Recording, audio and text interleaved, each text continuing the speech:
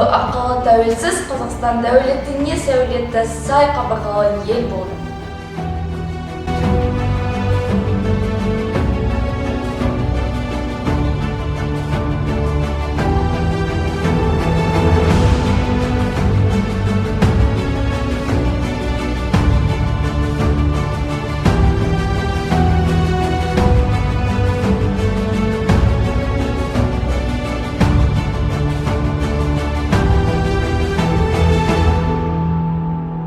Татулықты туй еткен, сыйласқан шын жүрекпен адамзатқа мың алғыс.